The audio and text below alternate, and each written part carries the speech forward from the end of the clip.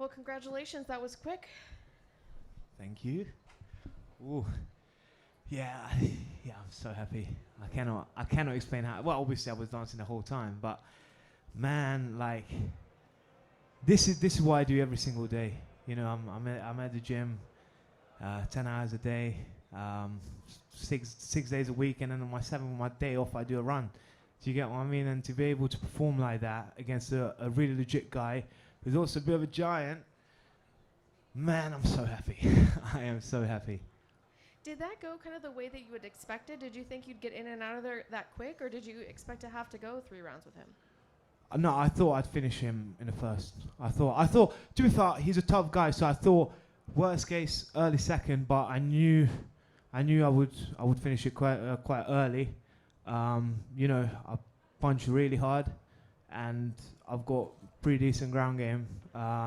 So whatever the fight went, I would have finished it. So yeah, no, I expected that. How much of the delay of the whole card affected you backstage? Didn't really. I'm always ready, you know, whenever. So yeah, it didn't really. Obviously it's annoying, but it was great. It worked out perfectly. You know, there was a crowd there that I really liked, and they liked my performance. The walkout was great. Yeah, man, I loved it. Yeah, it was great. What was the best piece of advice that you got this camp that you were able to implement into this fight? I'm not gonna say anything silly. Nothing. Listen, man. My team and my coaches at London Shoot, you know, they make me a better man every single day, and whatever they tell me, I'll just do it. So they give me advice every single day. You know, even if I'm if I'm wearing something they don't like it, they give me advice, and I know they want the best for me. So I get advice from them every single day, and every single day is a pleasure.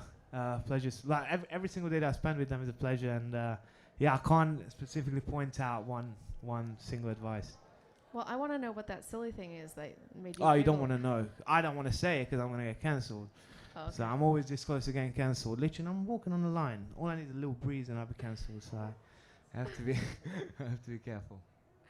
So since you were you were able to get in and out of there pretty quickly. When do you want to get back in there?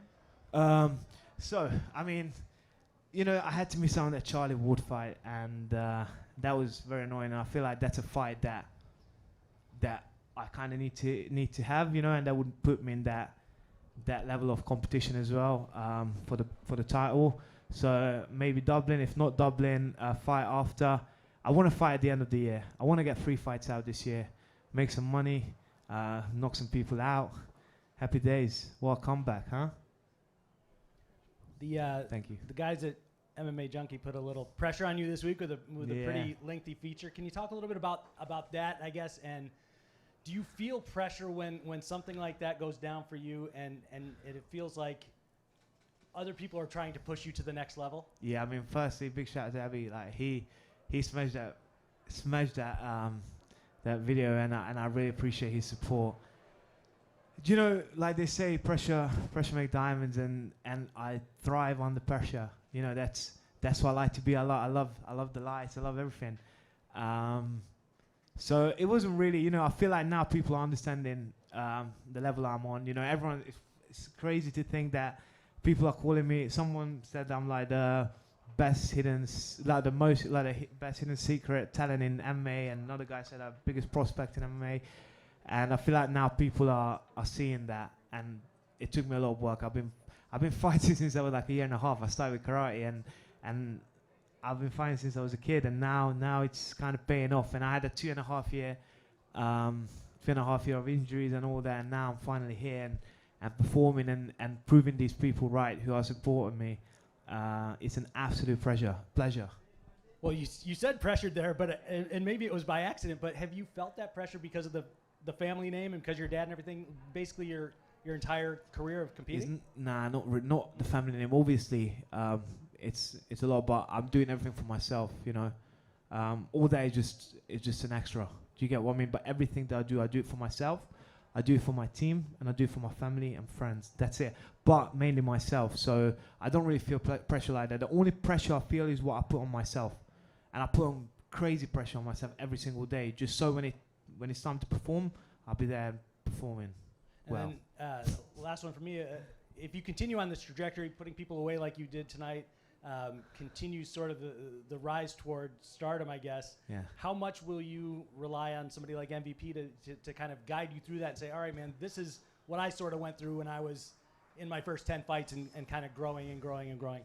Yeah, I mean, firstly, big shout out to Paige. Actually messaged me just before the fight. He said, I love you, bro, and show the world what you are. And that's what he said to me just before the fight. But we got loads of celebrities, and obviously at the gym we got guys like JJ as well, who's KSI. He's one of the most famous people on earth, and even he was like, show the world what you made of, and the fact that these guys are there. And to be fair, again, I just go back to my coaches. My coaches will keep me grounded because I say silly stuff all the time and they put it on me. So, but yeah, if I say something stupid, my teammates will be there and guide me. So yeah.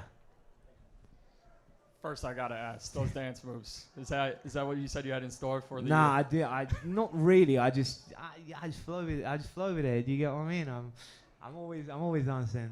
Now, obviously, you were asked earlier about tonight's delay. You mentioned your 2.5 year layoff. Yeah. You're going in and getting these fights done. Are you making up for lost time? Yeah, man. I mean, 2 knockouts in a row. It's and obviously the other guy, I thought he was like 35 fights deep, like with a decent record, and this guy, he's again 9-2 record and 6'5" or however tall he was, and these are tough guys, and I'm just knocking them out in the first round, and then showcasing my dance moves is pretty cool. It's pretty cool. So if you can, very quick, just kind of pull back the curtain, right? So obviously 2.5 year layoff, you're getting these quick finishes. What are you actually able to tell yourself when, the storm settles, you're now got 2 wins under your belt, right away? I would think at some point you would like a challenge, but, it's kind of to put yourself, test yourself. You talk about that and just how you're getting these quick finishes. These guys are tests. These guys are no joke. Like, I don't, like, these guys are legit guys, and these guys, when I get ready for them, I have to go through hell. So these guys are definitely legit guys. You can't, no one can take that away from them. But as I said, I'd love to fight Charlie Ward. I think that's a fight that has to happen. As I said, I was supposed to fight him when I done my knee, and I think just for myself as well, I need to. And I've got so much respect for that guy. Actually, I like him. He's quite funny, and he used to train at London Shoot back in the days. So I feel like that fight would put is legit, and that fight would put me in that top end, I feel. Talk about that celebration dance. You didn't just stop. Where was the inspiration for that, Magic Norby? What was the inspiration for that? The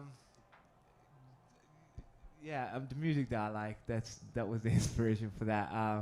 Yeah. Can we get an encore? What I like is like piano Afro beats, and how you dance to that, basically. You wouldn't think that from Hungarian, huh? Nah, me neither. And who would you say is your favorite fighters to watch, because he got a unique style? Favorite fighter to watch? Well, I do like to watch myself a lot, but listen, there's so many fighters. Obviously, my teammates, definitely Paige as well. Obviously, if we want to go down that route, I really like Robert Whittaker. He's got a nice bounce as well, and he can wrestle, so I like him. But I mainly watch lighter guys if I have to watch, because the lighter the guys are, the more technical they are. I mean, I think Demetrius Johnson is the GOAT. I don't know why no one ever talks about him. So I would say him, TJ Dillashaw, all these guys, everyone who's technical. I don't like to watch big boys. They're a bit too. Do you get what I mean? Totally. Yeah. Well, best of luck to you. Thank you.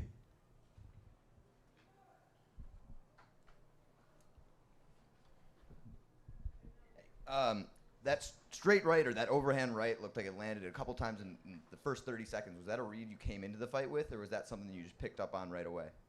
Yeah, no, I just saw that he was open there. I was like, all right. Hit him once. I was like, oh, shit. Like, that landed. And then the second time, I was like, oh, again. And like, 9-9, bam.